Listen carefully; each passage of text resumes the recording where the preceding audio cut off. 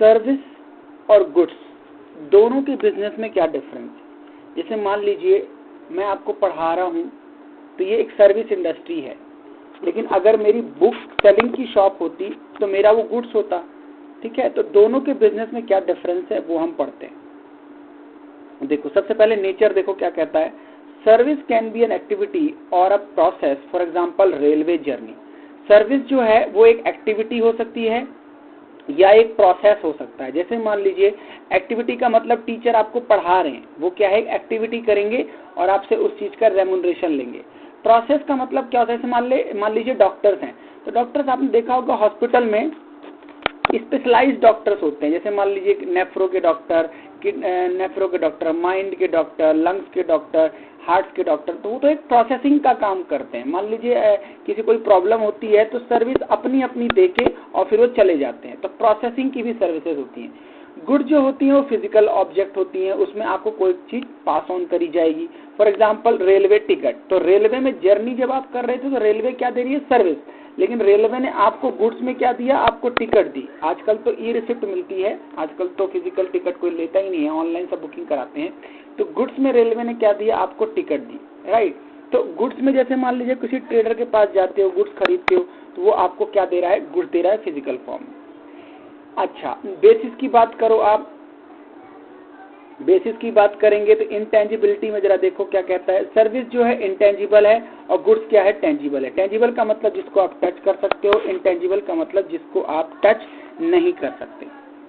Type में ध्यान से देखेंगे, कंफ्यूजिंग पॉइंट है। हेटेरोजीनियस होता है किसका नेचर, सर्विस का, और होमोजीनियस होता है गुड्स का नेचर। ये क्या होता है हेटेरोजीनियस, मान लीजिए स्पेशलाइजेशन। अब सोनू निगम भी गाते हैं और बताइए विद्या बालन बोल रहा हूँ, उदित नारायण भी गाते हैं, राइट। तो दोनों सिंगर क्या हैं, दोनों सिंगर है, लेकिन दोनों की सर्विस में आपको क्या मिलेगा, फर्क मिलेगा।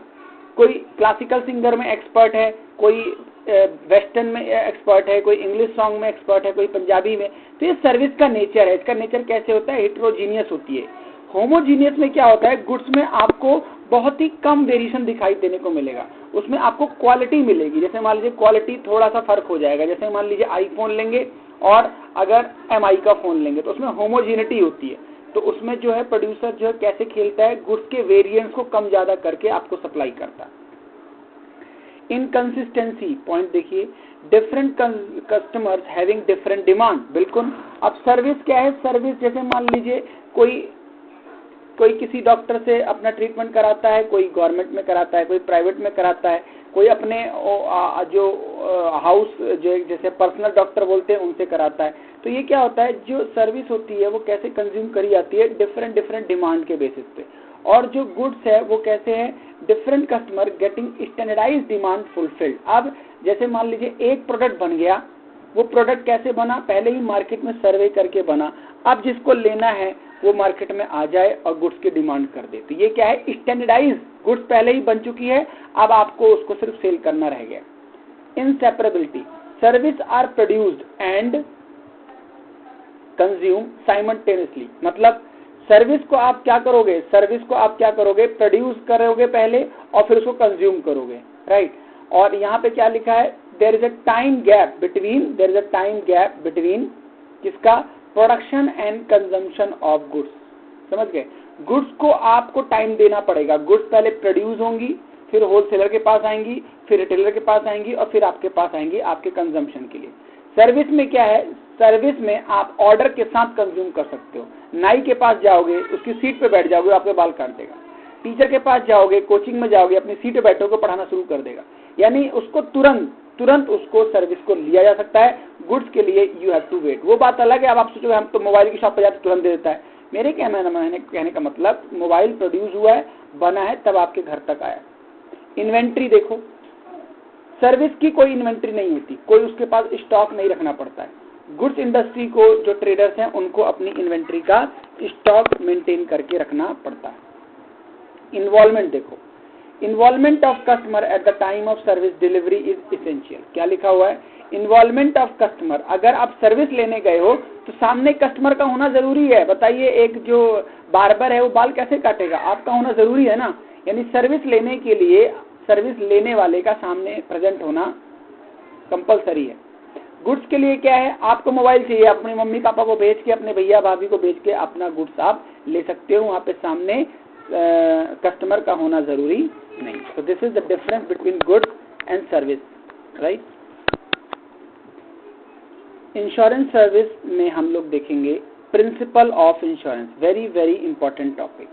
इंश्योरेंस का बिजनेस करने के लिए हमें पता होने चाहिए इंश्योरेंस के प्रिंसिपल क्या हैं। ये दोनों के एंगल से प्रिंसिपल इंपॉर्टेंट।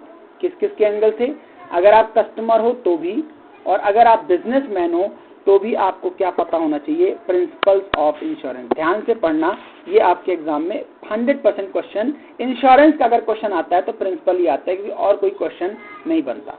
ध्यान से देखिए, पहला प्रिंसिपल है अटमोस्ट गुड फेयर, ब्रैकेट में मैंने लिखा है डिस्क्लोजर ऑफ ऑल इन्फॉर्मेशन। ध्यान से देखिए, ये ब्रैकेट में मैंने क्या समझा रखा है कि जब भी आप इंश्योरेंस कराने जाते हो, चाहे फायर का हो, मोटर का हो, पर्सनल एक्सीडेंट का हो या लाइफ इंश्योरेंस का हो, इंश्योरेंस कंपनी कहती है कि भाई हमें आप पूरा विवरण जरूर दे दो, हमें पूरी इन्फॉर्मेशन चाहिए।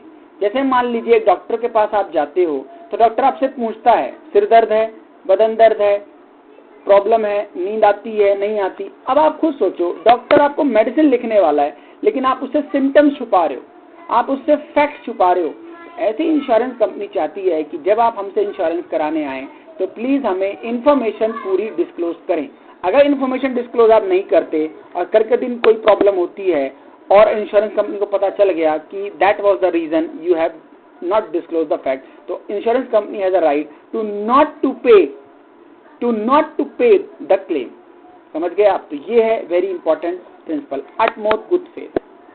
दूसरा है इंश्योरेबल इंटरेस्ट। ध्यान से देखेंगे, इंश्योरेबल इंटरेस्ट कंपनी कहती है इंश्योरेंस की, भैया आपके पास टू व्हीलर है तो आप टू व्हीलर उसी का कराएं जिसके आप मालिक हैं या जिसमें आपका इंटरेस्ट है। मेरे पास टू व्हीलर है तो मैं अपने टू व्हीलर का इंश्योरेंस कराऊं, सामने वाले की टू व्हीलर में मेरा इंटरेस्ट नहीं है तो मैं क्यों कराऊं? तो इंश्योरेबल इंटरेस्ट प्रिंसिपल कहता है only those goods can be insured which has a insurable interest of the insured person. जैसे मान लीजिए मुझे अपने फादर का इंश्योरेंस कराने का राइट है, मदर का, वाइफ का, बच्चों का। अब दूसरों के बच्चे का इंश्योरेंस कंपनी मना कर देगी, क्यों? दूसरों के बच्चों में आपका इंटरेस्ट नहीं है। अब आप बोलोगे इमोशनली क्या मैं उसको पालता हूँ, पोसता हूँ, वो एक अलग मैटर है, लेकिन वहाँ पे डाउट क्या बनता है, कल के दिन उसको नुकसान पहुंचा के आप क्लेम मांगने आ जाओगे। इस तरीके से मना है। इंश्योरेबल इंटरेस्ट अगर आपका गुड्स में नहीं है तो आपका इंश्योरेंस नहीं किया जाएगा। अगर आप छुपाते हो ये बात तो क्लेम नहीं मिलेगा। इंडेमनिटी, ध्यान से देखिए, इंडेमनिटी का मतलब होता है सुरक्षा। इंश्योरेंस का मतलब ही होता है सुरक्षा लेना। आप इंश्योरेंस को प्रॉफिट कमाने के एंगल से मत देखो कि हम इंश्योरेंस कराएंगे, क्लेम हो जाए, आग लग जाएगी गाड़ी में और हमें 5-6 लाख रुपए मिलेंगे। नहीं, आप प्रॉफिट के एंगल से अगर इंश्योरेंस कराते हो तो ये गलत है। इंश्योरेंस का पर्पस ही क्या है? इंडेमनिटी। आप प्रॉफिट के लिए नहीं, अपनी हानि को कवर करने के लिए, लॉस को कवर करने के लिए आप बीमा कराइए, राइट। फोर्थ प्रिंसिपल देखिए, doctrine of causa proxima. Doctrine of causa proxima, ध्यान से देखिए, ब्रैकेट में लिखा है most dominant reason of loss. कभी कभी क्या होता है, मान लीजिए आपका एक वेयर हाउस है, वेयर हाउस में फायर भी लग गई और थेफ्ट भी हो गई, दो लॉस हो गए। क्या मैंने बोला? आपका एक वेयर हाउस है, उसमें क्या हुआ, फायर भी लग गई और थेफ्ट भी हो गया, दो लॉस से आपका नुकसान हो गया गुड्स का। तो इंश्योरेंस कंपनी कहती है हम आपको उस बेस पे नुकसान भरेंगे जिसका मेन रीजन है, डोमिनेंट रीजन। मान लीजिए आपने क्या कराया, फायर इंश्योरेंस कराया और कंपनी को पता चला कि पहले सामान चोरी हो चुका था, फिर आग लगी, मतलब आग की वजह से सामान को नुकसान नहीं पहुंचा, चोरी की वजह से हुआ है, तो कंपनी पैसे नहीं देगी क्योंकि आपने फायर इंश्योरेंस कराया। ध्यान से समझिए, कॉसा प्रॉक्सिमा मतलब अगर एक से ज्यादा लॉस की वजह से नुकसान हुआ तो डोमिनेंट रीजन को पकड़ा जाएगा, उसके बेस पे आपका कंपनसेशन कैलकुलेट होगा। Next principle is doctrine of subrogation. ये क्या है? Loss of ownership. ध्यान से समझिए इस प्रिंसिपल को। मान लीजिए आपने अपनी स्कूटी का बीमा कराया और स्कूटी एक्सीडेंट हो जाता है स्कूटी का, तो अब वो स्कूटी अगर आप चाहो तो कंपनी उसको ठीक करा देगी, या अगर आप बोलते हो तो कंपनी आपको नई स्कूटी लाके दे देगी। तो नई स्कूटी आने के बाद वो पुरानी स्कूटी पे आपका राइट खत्म हो जाएगा। दूसरा एग्जांपल, सब्रोगेशन का मतलब, अगर मान लीजिए आपकी स्कूटी है और वो अचानक से क्या हो गई, चोरी हो गई, अचानक से क्या हो गई, चोरी हो गई। चोरी होने के बाद आपने इंश्योरेंस कंपनी को बताया और इंश्योरेंस कंपनी ने जांच पड़ताल करी लेकिन स्कूटी नहीं मिली और इंश्योरेंस कंपनी ने आपको 50,000 रुपीज दे दिए।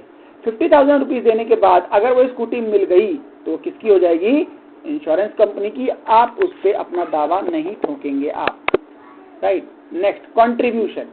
कंट्रीब्यूशन क्या प्रिंसिपल कहता है, कंट्रीब्यूशन प्रिंसिपल कहता है, मान लीजिए आपने 3 जगह से इंश्योरेंस कराया XYZ, एक गोडाउन है आपका और आपने 3 कंपनी से क्या करा लिया, इंश्योरेंस करा लिया और आपके गोडाउन में आग लग गई और गोडाउन में आग लगी और पता चला आपका टोटल लॉस कितना हुआ, 50 लाख का आपका नुकसान हो गया। तो दोस्तों 50 लाख आपको 3 कंपनी 3 बार में नहीं देगी, मतलब 50-50-50 नहीं मिलेगा आपको, 150 लाख नहीं मिलेगा। डॉक्ट्राइन ये है, प्रिंसिपल ये है कंट्रीब्यूशन का कि 50 लाख को तीनों कंपनियां बांट लेंगी और उस रेशो में देंगी जिस रेशो में इन लोगों ने आपका इंश्योरेंस किया था। मान लीजिए एक कंपनी ने 10 लाख का इंश्योरेंस किया, एक कंपनी ने 15 लाख का इंश्योरेंस किया, एक कंपनी ने 5 लाख का इंश्योरेंस किया। तो इस 50 लाख को बांटा जाएगा किस रेशो में, 10:5:5 और जिस कंपनी जितना शेयर बनेगा वो उसको पे करेगी। This is contribution principle. Last principle is what, principle of mitigation of loss. ध्यान से समझिए, इंश्योरेंस करा लिया इसका मतलब ये नहीं है कि आप 2 पहियों में गाड़ी चलाओगे, अजय देवगन नहीं बनना आपको, समझ गए। और दूसरी बात, अगर आपके गोडाउन में आग लग रही है तो ये नहीं है कि आप केरोसिन डालना शुरू कर दो, डीजल पेट्रोल, क्योंकि इंश्योरेंस करा रखा है। मिटिगेशन की जिम्मेदारी आपकी है, लॉस को कम से कम आपको करना है, अपनी आंखों से होता नुकसान नहीं देखना। अगर ऐसा पता चला तो इंश्योरेंस कंपनी आपको क्लेम देने से मना कर देगी।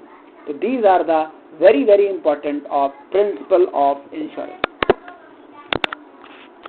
अब देखो हमारे पास 3